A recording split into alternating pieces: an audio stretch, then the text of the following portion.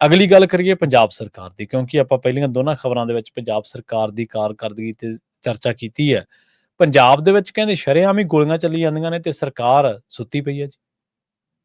ਪ੍ਰਵੀਨ ਜੀ, ਕਿਤੇ ਲੁਧਿਆਣਾ, ਕਿਤੇ ਬੰਗਾ, ਕਿਤੇ ਅੰਮ੍ਰਿਤਸਰ, ਕਿਤੇ ਫਿਰੋਜ਼ਪੁਰ, ਜੀ ਜੀ ਕਿਤੇ ਪਟਿਆਲਾ, ਹੈ ਨਾ, ਕਈ ਥਾਵਾਂ ਤੇ ਜਿੱਧਰ ਨੂੰ ਝਾਤ ਮਾਰੋ ਤੁਹਾਨੂੰ ਕੋਈ ਨਾ ਕੋਈ ਜਿਹੀ ਖਬਰ ਮਿਲਦੀ ਹੈ। ਹੁਣ ਲੰਘੇ ਕੱਲ ਇੱਕ ਥਾਂ ਸਕਾਰਪੀਓ 'ਚ ਫਾਇਰਿੰਗ ਕਰ ਗਏ ਜੀ, ਇੱਕ ਬੰਗੇ ਦੇ ਵਿੱਚ 5 ਨੌਜਵਾਨਾਂ ਨੂੰ ਗੋਲੀਆਂ ਮਾਰ ਗਏ ਜੀ, ਹੈ ਨਾ। ਹਾਂਜੀ ਉਹ ਤੋਂ ਪਹਿਲਾਂ ਆਪਾਂ ਕਿੰਨੀਆਂ ਘਟਨਾਵਾਂ ਦੇਖੀਆਂ, ਓਮਾਨ ਗੋਇਲ ਦੇ ਰਿਸ਼ਤੇਦਾਰ ਦੇ ਘਰੇ, ਕੋਬੋਰ ਦੇ ਵਿੱਚ ਵਪਾਰੀ ਦੇ, ਹਾਂਜੀ ਹੈ ਨਾ। ਹੁਣ ਕੱਲ ਇੱਕ ਫਿਰੋਜ਼ਪੁਰ ਦੇ ਵਿੱਚ ਉਹ RSS ਵਾਲਿਆਂ ਦਾ ਮੁੰਡਾ ਸੀ ਜੀ, ਉਹਨੂੰ ਮਾਰਤਾ, ਹੈ ਨਾ। ਅੰਮ੍ਰਿਤਸਰ ਦੇ ਵਿੱਚ ਇੱਕ ਮਤਲਬ ਕਿ ਮਨਜੀਤ ਸਿੰਘ ਨਾਂ ਦਾ ਦੁਕਾਨਦਾਰ ਸੀ ਵਿਚਾਰਾ, ਉਹ ਤੋਂ ਉਹਦੇ ਮੁੰਡੇ ਦੇ ਨਾਂ ਤੇ ਉਹਨੂੰ ਧਮਕੀਆਂ ਦਿੰਦੇ ਸੀਗੇ, 50 ਲੱਖ ਉਹ ਤੋਂ ਮੰਗਦੇ ਸੀਗੇ ਜੀ ਫਰੋਤੀ, ਨਹੀਂ ਦੇ ਸਕਿਆ ਤਾਂ ਉਹਦੀ ਗੋਲੀ ਮਾਰ ਕੇ ਹੱਤਿਆ ਕਰਤੀ, ਕਤਲ ਕਰਤਾ, ਹੈ ਨਾ। ਇੱਧਰ ਮੈਂ ਅੰਮ੍ਰਿਤਸਰ 'ਚ ਦੇਖ ਰਿਹਾ, ਕਹਿੰਦੇ 6 ਪਿਸਤੌਲਾਂ ਦੇ ਨਾਲ 5 ਆਰੋਪੀ ਫੜ ਲਏ ਜੀ, ਹੈ ਨਾ। 2 ਪਿਸਤੌਲ ਰਾਫਲਾਂ ਸਮੇਤ ਫੜ ਲਏ ਜੀ ਬੰਦੇ ਜੀ, 3 ਕਿਲੋ ਹੈਰੋਇਨ ਤੇ ਪਿਸਤੌਲ ਫੜ ਲਏ ਜੀ।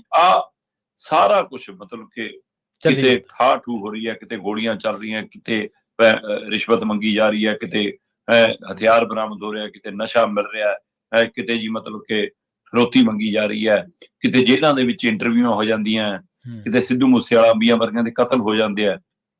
ਤੇ ਸਰਕਾਰ ਦੀ ਸਿਹਤ ਤੇ ਕੋਈ ਅਸਰ ਹੈਗਾ ਜੀ? ਲੱਗਦਾ ਨਹੀਂ ਕਿ ਪੰਜਾਬ ਦੇ ਵਿੱਚ ਸਥਿਤੀ ਇੰਨੀ ਬੱਤਰ ਹੁੰਦੀ ਜਾ ਰਹੀ ਹੈ, ਲੋਕਾਂ ਦਾ ਨਿਕਲਣਾ ਦੁਸ਼ਵਾਰ ਹੋ ਰਿਹਾ। ਤੁਸੀਂ ਤਾਂ ਕਹਿੰਦੇ ਸੀ ਅਸੀਂ ਗੈਂਗਸਟਰਾਂ ਨੂੰ ਕਹਿਤਾ ਕਿ 7 ਦਿਨਾਂ 'ਚ ਪੰਜਾਬ ਛੱਡ ਦਿਓ। ਸਹੀ ਹੈ। ਤਾਂ ਫਿਰ ਸੋਧਾਂਗੇ ਕੀ ਉਹ ਤੁਹਾਡੇ ਚੈਲੰਜ ਦਾ ਜਵਾਬ ਮਿਲ ਰਿਹਾ ਤੁਹਾਨੂੰ? ਉਹਦਾ ਨੁਕਸਾਨ ਫਿਰ ਆਮ ਲੋਕ ਭੋਗ ਰਹੇ ਨੇ। ਕੀ ਇਸ ਤਰੀਕੇ ਕਰਨ ਨਾਲ ਕਿ ਕੋਈ ਨੌਜਵਾਨਾਂ ਦੀ ਕੋਈ ਰਾਹ ਹੈ? ਦੇਖੋ, ਨਸ਼ਾ, ਗੈਂਗਸਟਰਵਾਦ, ਫਰੋਤੀ, ਸਿਵਲ, ਪੁਲਿਸ ਤੇ ਸਿਆਸਤ, ਇਹ ਸਾਰੀ ਇੱਕੋ ਮਾਲਾ ਹੈ। ਸਹੀ ਗੱਲ ਹੈ। ਇਹ ਸਾਰਾ ਕਨੈਕਸ਼ਨ ਹੈ।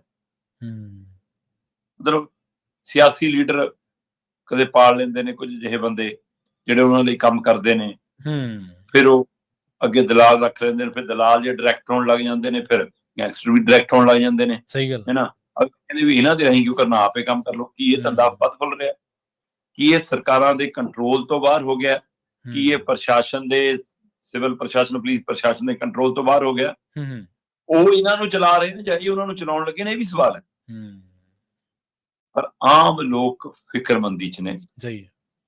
ਤੇ ਇੱਕ ਪਾਸੇ ਆਹ ਤੰਤਰ ਜੰਤਰ ਹੈ ਜਿਹੜਾ ਰੋਜ਼ ਗੋਲੀਬਾਰੀ ਕਰਦਾ ਹੈ, ਗੋਲੀ ਸਿੱਕਾ ਨਿਕਲਦਾ ਹੈ, ਫੜ ਹੋ ਗਿਆ, ਬਰਾਮਦ ਹੋ ਗਿਆ।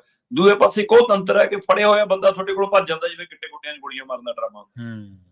ਇੱਕ ਉਹ ਵੀ ਪਹਿਲੂ ਹੈ। ਹੁਣ ਇਹ ਸਾਰੀਆਂ ਚੀਜ਼ਾਂ ਮਸਲੇ ਨੂੰ ਹੱਲ ਕਰਨ ਲਈ ਨੇ ਕਿ ਵਧਾਉਣ ਲਈ ਨੇ? ਕੀ ਇਹਦੇ ਉੱਤੇ ਕੋਈ ਨੀਤੀ ਘੜੀ ਹੈ ਕਦੇ ਸਰਕਾਰ ਨੇ? ਕੀ ਇਹਦੇ ਤੇ ਕੋਈ ਚਰਚਾ ਹੋਈ ਹੈ ਕਿ ਬੇਮਾਇਨੇ ਮੌਤਾਂ ਹੋ ਰਹੀਆਂ, ਬੇਮਾਇਨੇ ਲੁੱਟਾਂ ਖੋਹਾਂ ਹੋ ਰਹੀਆਂ, ਵਾਰਦਾਤਾਂ ਹੋ ਰਹੀਆਂ, ਲੋਕ ਬਾਜ਼ਾਰਾਂ ਦੇ ਵਿੱਚ, ਸ਼ਹਿਰਾਂ 'ਚ, ਕਸਬਿਆਂ, ਯੂਨੀਵਰਸਿਟੀਆਂ, ਕਾਲਜਾਂ 'ਚ ਆਪਣੇ ਆਪ ਨੂੰ ਸੇਫ ਮਹਿਸੂਸ ਨਹੀਂ ਕਰ ਰਹੇ। ਇਸ ਵਾਰਦਾਤ ਨੂੰ ਰੋਕਣ ਦੇ ਲਈ ਕਿਹੜੀ ਨੀਤੀ ਤੇ ਕਦੇ ਚਰਚਾ ਹੋਈ ਹੈ? ਇਹ ਅਫਸੋਸਜਨਕ ਵਰਤਾਰਾ ਕਿ ਸਰਕਾਰਾਂ ਇਸ ਮਸਲੇ ਨੂੰ ਮਸਲਾ ਹੀ ਨਹੀਂ ਸਮਝਦੀਆਂ। ਵੈਸੇ ਸਰਕਾਰ ਤਾਂ ਕਿਸੇ ਵੀ ਮਸਲੇ ਨੂੰ ਮਸਲਾ ਨਹੀਂ ਸਮਝਦੀ। ਉਹਨਾਂ ਲਈ ਮਸਲਾ ਸਿਰਫ ਚੋਣਾਂ ਲੜਨਾ ਮਸਲਾ ਹੈ। ਹੁਣ ਆ ਜਾਵੇ, ਅਗਲੀ ਆ ਜਾਵੇ, ਅਗਲੀ ਆਉਣ ਵਾਲੀ ਹੋਵੇ। ਬਿਲਕੁਲ। ਜਦੋਂ ਚੋਣ ਸਿਆਸਤ ਭਾਰੂ ਹੋ ਜਾਵੇ, ਫਿਰ ਲੋਕ ਮੁੱਦਿਆਂ ਦੀ ਸਿਆਸਤ ਕਿਤੇ ਗਵਾਚ ਜਾਂਦੀ ਹੈ। ਸਹੀ ਕਿਹਾ ਤੁਸੀਂ ਸ਼ਰਮਾ ਜੀ। ਲੋਕ ਮੁੱਦਿਆਂ ਦੀ ਸਿਆਸਤ ਵਾਕਈ ਗਵਾਚਦੀ ਹੈ ਜਦੋਂ ਇਸ ਤਰ੍ਹਾਂ ਦੇ ਉੱਚੀਆਂ ਆਵਾਜ਼ਾਂ ਦੇ ਵਿੱਚ ਹੁਣ ਫਿਰ ਲੋਕ ਮਸਲਿਆਂ ਦੀ ਆਵਾਜ਼ ਕਿਉਂਕਿ ਧੀਮੀ ਰਹਿ ਜਾਂਦੀ ਹੈ।